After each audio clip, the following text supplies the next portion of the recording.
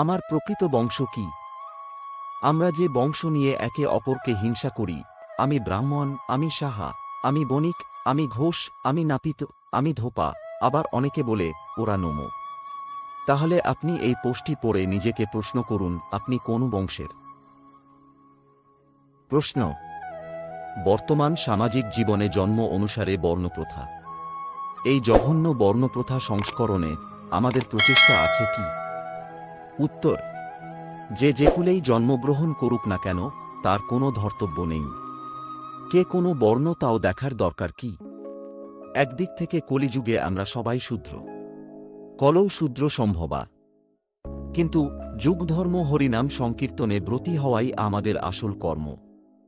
আমরা যে যেখানে থাকি না কেন, আমরা গণ্যমান্য হই কিংবা ফকির হই, সকলে 4টি পাপকর্মে নেশাভান, আমিষাহার, অবৈধ যৌনতা এবং জুয়া লটারি খেলা বর্জন করে হরিনাম জপকীর্তন করে কৃষ্ণভক্তিময় জীবন যাপন করতে চেষ্টা করি এবং অপরকেও উদ্বুদ্ধি করি।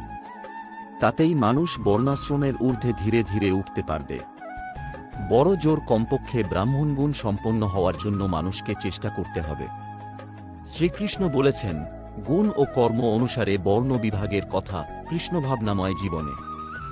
গুণ, কর্ম, প্রবৃত্তি, রুচি ও যোগ্যতা অনুসারে কেউ তার বৃত্তি গ্রহণ করতে পারে, কিন্তু কখনো কৃষ্ণভক্তির প্রতিকূলে নয়। অবশ্য পরিশেষে ভগবান শ্রীকৃষ্ণ অর্জুনকে শিক্ষা দিলেন, নিস্ত্রৈর্গুণ্যবার্জুনগুণের ঊর্ধ্বে যেতে হবে। অর্থাৎ কৃষ্ণভক্তি অনুশীলনে যত্নপরায়ণ ব্যক্তি ব্রাহ্মণেরও ঊর্ধ্বে উন্নীত হতে পারে। সেই ক্ষেত্রে বর্ণ বিচারের প্রশ্ন উঠে না।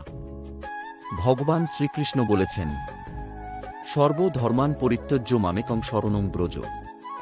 সব রকমের অনিত্য অস্থায়ী তথাকথিত ধর্ম পরিত্যাগ বিনা জাগতিক সব বর্ণ ধর্ম মূল্যহীন।